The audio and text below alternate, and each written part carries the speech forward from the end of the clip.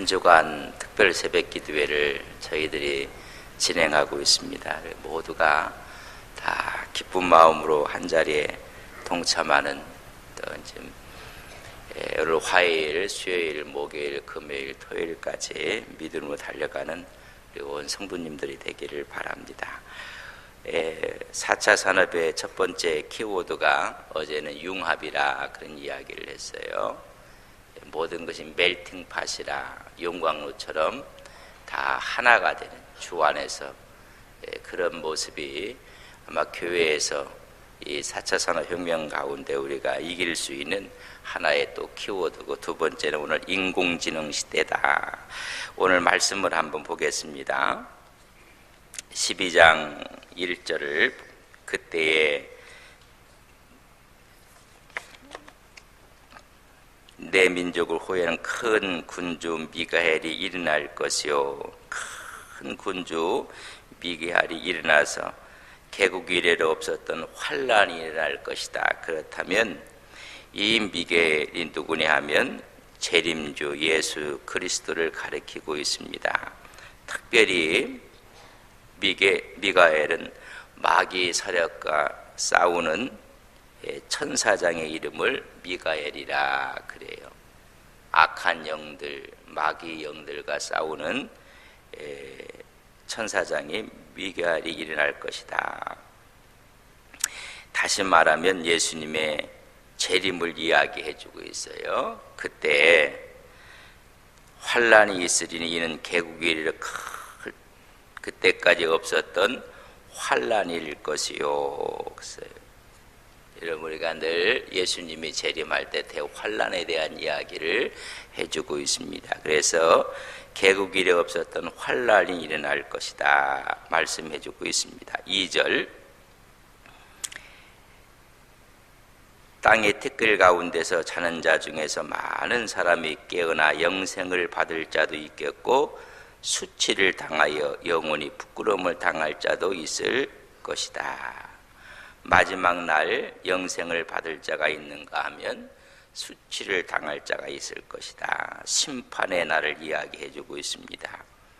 영생을 얻을 자들에게는 영원한 천국이, 수치를 당할 자들에게는 영원한 지옥으로 가는 이런 일이 있을 것이다 말씀해 주고 있습니다. 3절에 보면 지혜 있는 자, 영생을 받을 자, 그는 궁창의 빛과 같이 빛날 것이요 많은 사람을 옳은 대로 돌아오게 한 자는 별과 같이 영원토록 빛나리라. 지혜 있는 사람은 궁창의 빛과 같이 빛날 것이고, 많은 사람을 옳은 대로 돌아오게 한 자, 여러분 수치를 당할 자를 영생의 자리로 돌아오게 한 자, 여러분 전도하고 하나님의 말씀 앞에 순종해서 하나님의 백성으로 만든 자들에게는 별과 같이 빛날 것입니다. 4절, 다니엘아 마지막 때까지 이 말을 간수하고 이 글을 봉함하라. 이 엄청난 얘기, 환란의 때를 쓴 채 우리가 계시록을 이야기한다고 보는 게 정확한 해석일 것 같습니다. 그러나 마지막 때에는 이것을 봉함을 풀어 읽게 하고 깨닫게 할 것이다. 그때까지는 그렇게 하라, 그런 이야기입니다. 4절 마지막 부분, 많은 사람이 빨리 왕래하며 지식이 더하게 될 것이다. 그때가 되면 어느 때가 될 것인가? 여러분, 지식이 많아지고 많은 사람이 빨리 왕래하게 되는 일이 벌어질 것이다. 교통수단이 급격히 발달하게 될 것이고, 지식이 더해서 여러분 인공지능 시대라는 시대까지 우리가 지금 말해주고 있습니다.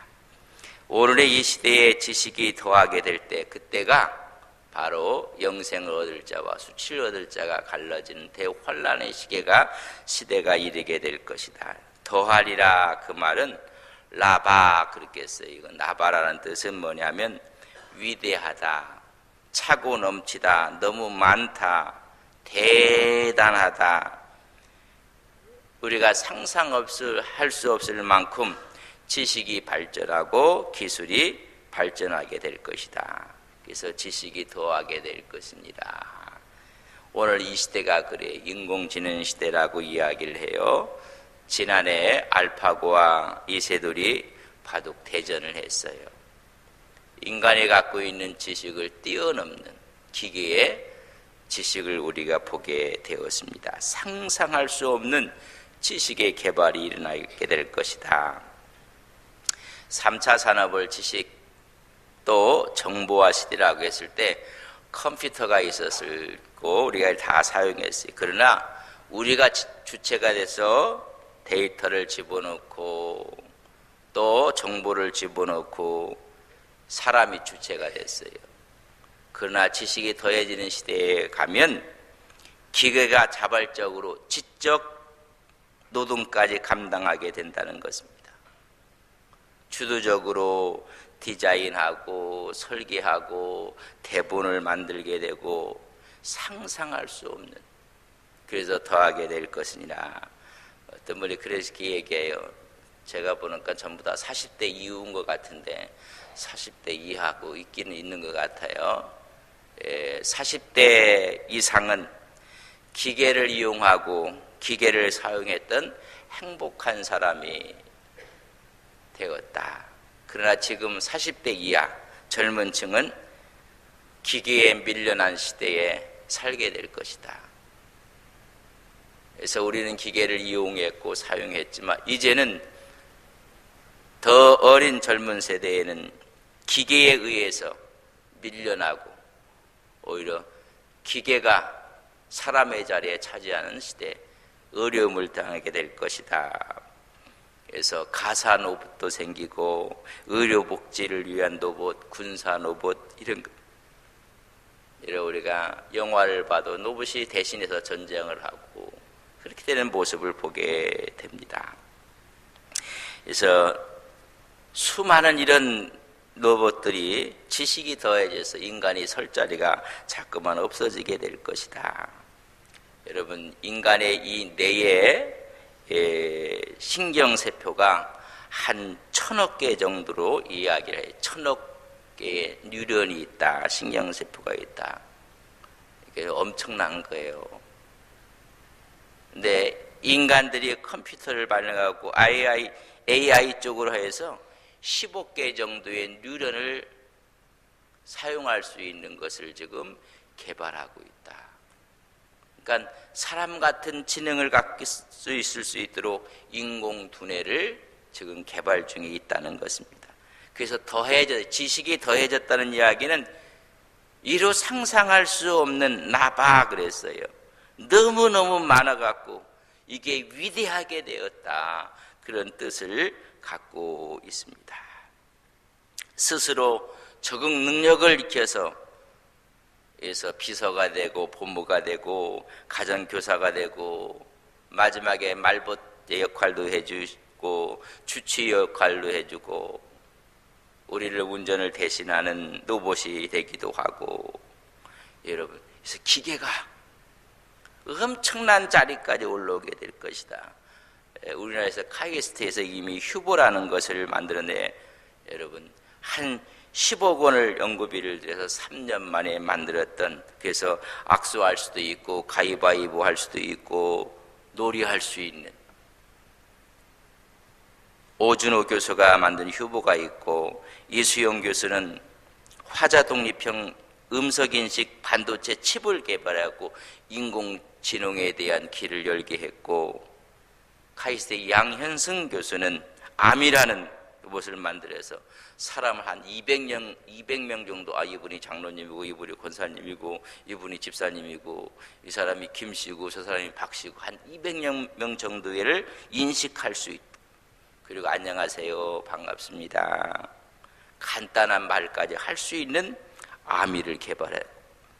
그리고 기뻐하고 슬퍼하는 것을 느낄 수 있고, 유니스 교수는 촉각 센서를 발견해서 인공 피부로 자극을 느낄 수 있는 것을 만들어내는 세상이 되고, 이런 이야기가, 그래서 기계들이 거기에 뭘 집어넣어요? 생기를 집어넣고, 우상들이 이게 돌덩어리고 목석이고 이런데 거기에 뭘 집어넣어요? 생기를 집어넣는 때가 올 것이다. 여러분 요한계시록을 한번 요한계시록 13장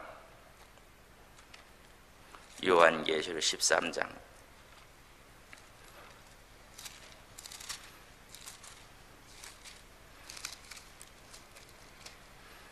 14절 15절 요한계시록 13장 14절 짐승 앞에서 받은 바 이적을 행함으로 땅에 거하는 자들을 미혹하며 땅에 거하는 자들에게 이르기를 칼에 상하였다가 살아난 짐승을 위하여 우상을 만들라 하더라. 같이 15절 그가 권세를 받아 그 짐승의 우상에게 생기를 주어 그 짐승의 우상으로 말미암하고 또 짐승의 우상에게 경배하지 아니하는 자는 몇이든지 다 죽이게 하더라. 우상에게 뭘 집어넣었어요? 생기를 집어넣고 있어요. 지금 기계에게 뭘 집어넣어요? 인간적인 생기를 집어넣는 인공지능이라고 이야기하고 여러분 엄청난 일에서 휴부가 나오고 아미가 나오고 여러분 기계가 촉각을 느낄 수 있는 인공 피부가 여러분 전부 다 이 인공지능이 우상의 자리에 올라 생기 거기에 생기가 불었는지 그래서 머스크라는 과학자는 말하기를 인공지능 연구는 악마를 소환하는 것이 될 것이다 그랬어요. 악마를 소환하게 될 것이고 스티븐 호킹 박사는 말하기를 인류의 종말을 초래하게 될 것이다. 인공지능이라는. 그러니까 오늘 지식이 더해지고 빨리 왕래하며 큰 환란이 돼서 영생을 얻을 사람과 그렇지 않은 사람 구분하는 위해서 과학자들의 눈에도 종말로 달려가고 있는 모습을 이야기하고 있는 것입니다. 빌 게이츠는 인공지능 기술은 훗날 인류에게 위협이 될 수 있다. 가장 위험한 과학이 될 수 있다고 이야기해주고 위험스러운 시대를 우리가 성서는 이 말하기를 짐승 우상에게 뭘 집어넣어요? 생기를 집어넣는 일이 벌어지게 될 것이다. 그렇게 이야기해주고 있습니다. 인공지능의 발달해서 앞으로 실업률이 50%까지 올라가게 될 것이라고 이야기하고 지금 초등학생들은 훗날 지금 갖고 있는 직업의 60% 이상이 없어지게 되고 새로운 직종에 일하게 될 것이다 라고 전망을 하고 있습니다. 심각한 문제, 그 문제를 다니엘서 10장에는 큰 환란이 있을 것이다. 그때는 영생을 얻는 사람들과 수치를 당하는 자가 갈라지게 될 것이고 그때가 되면 빨리 왕래가 되고 지능이 더하는 그런 시대가 되게 될 것이다 이야기해주고 있습니다.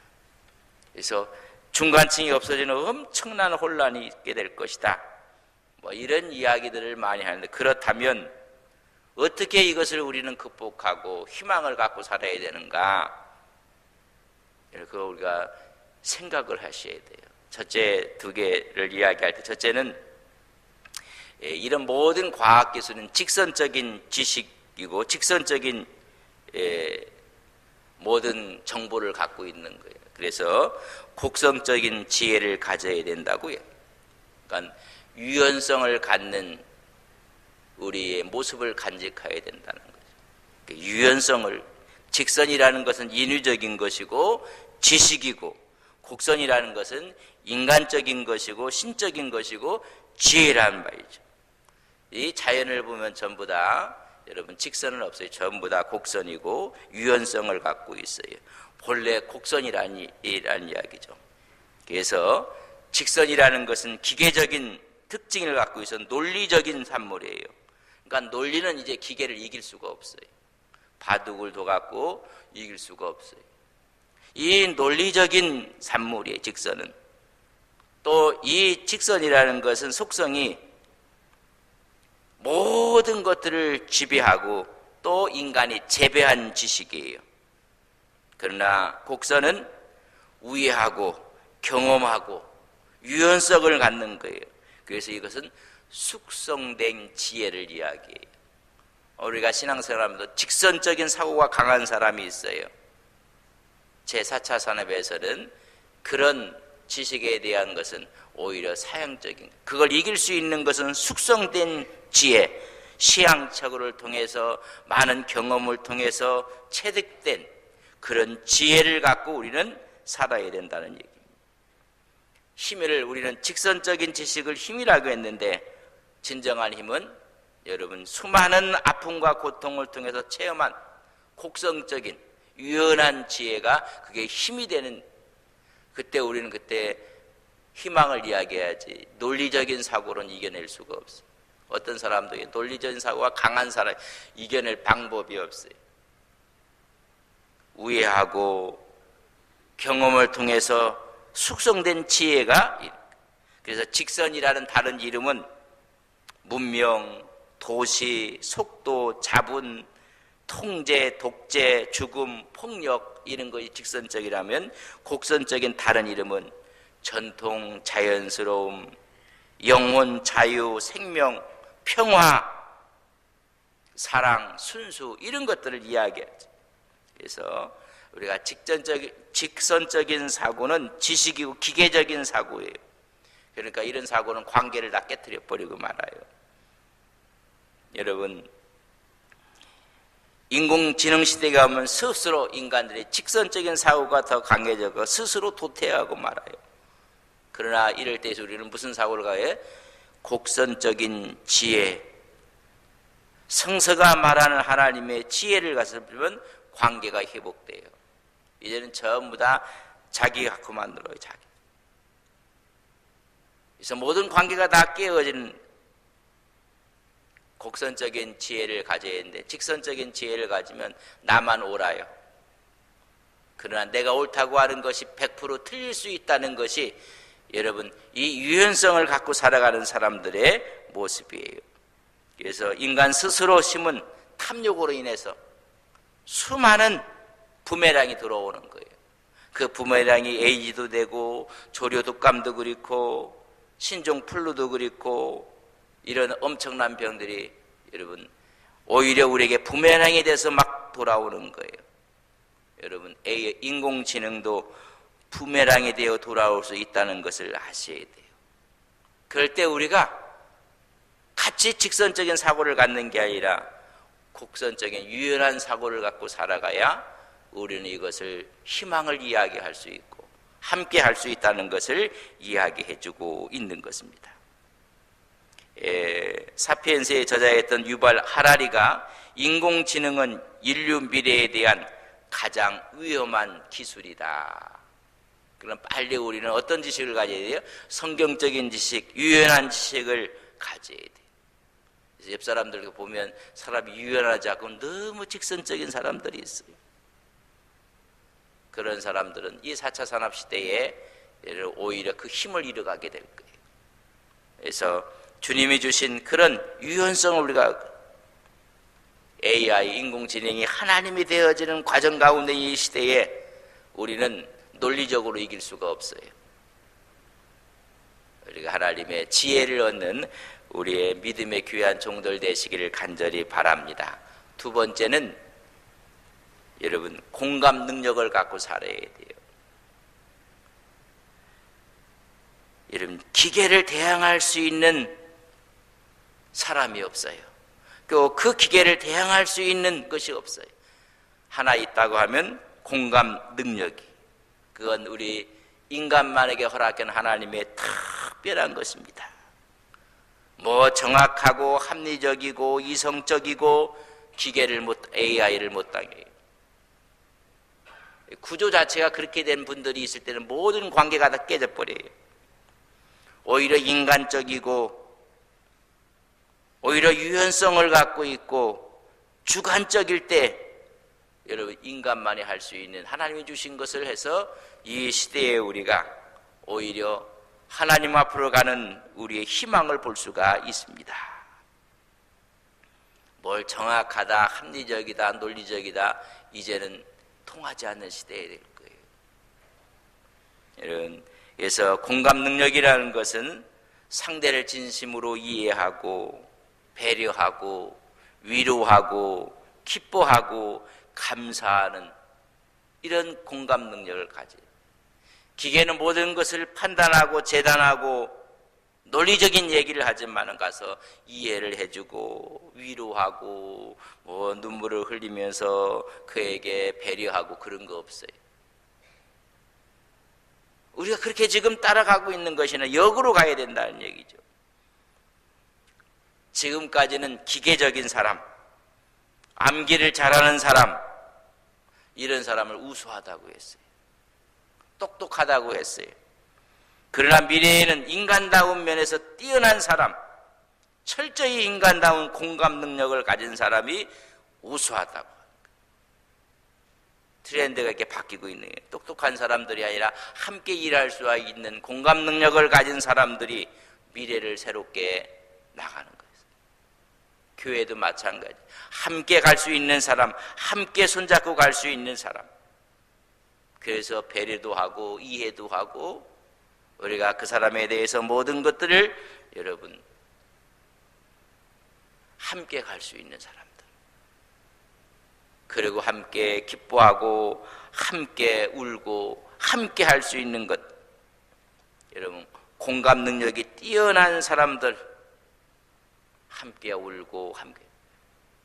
여러분 이 마지막 이런 시대가 되면 울어도 울지 않고 피를 불어도 춤추지 않고 전부 다 직선적인 것으로만 가고 있어요. 여러분 그래서 최고의 공감 능력은 우리 주님께서 사랑하라, 서로 사랑하라, 용서하라, 서로 용서하라. 이것만큼 더 뛰어난 공감 능력이 없어요. 성령이 임할 때 성령님의 감동으로 여러 이 모든 것들이 이루어지는 공감, 이 공감 능력의 말로 이 세상에 지식도 아니요 인공지능도 아니요 이 세상에 힘이 하는 또 다른 하나님이 주신 힘이에요. 이런 힘을 갖고 어려운 세상을 살아가면서도 희망을 이야기하고 어제 기도했던 분 집사님처럼 예수님이 말씀이 기도가 교회가 우리의 희망이라고 합니다. 세상은 전부 다 힘이 희망이고 지식이고 권력이고 이야기할 때 여러분 최고의 공감 능력을 갖고 또 사회하고도 같이 공감하며 나가는 우리의 신앙, 우리의 믿음으로 이 어려운 앞으로의 시대에 우리가 분명한 믿음과 성령의 역사를 의지하고 살아가는 우리 귀한 믿음의 종들 되시기를 주님의 이름으로 간절히 바랍니다.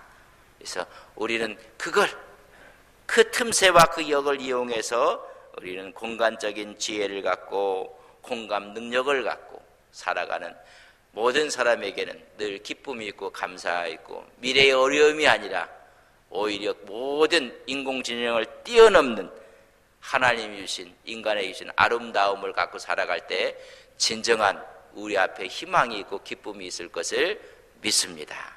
우리 기도합시다. 이 세상 우리가 살아갈 때 인공지능 시대라고 이야기하고 가장 어렵고 위험스러운 시대를 맞이한다고 수많은 과학자들이 이야기를 하고 있습니다. 심지어 인공지능 연구는 악마를 소환하는 것이라 말씀했는데 이미 다니엘 계시록에는 우상에게 짐승에게 생기를 부어넣는 이야기까지 해주고 있습니다. 그러나 우리에게는 하나님이 주신 하나님의 영원한 부분이 있습니다. 오히려 그 부분을 하나님의 은혜 가운데 더 개발하고 더 아름답게 해서 하나님 시대의 어려움 앞에 우리가 희망이고 예수가 희망이라는 사실을 깨닫게 하옵소서. 너무 직정적인 지식이 아니라 사고가 아니라 곡선적인 유연한 사고를 갖고 살아가는 우리가 되게 하옵소서. 또한 공감 능력을 갖고 살아가게 하옵소서. 지금까지는 정확하고 합리적이고 이성적인 일에 더 힘을 줬지만은 이제는 오히려 배려하고 위로하고 이해하고 하나님 이 공감 능력을 우리가 간직하게 해주셔서 어려운 세상을 능히 기쁨으로 승리하게 하옵소서. 우리 시간 같이 한번 기도하겠습니다.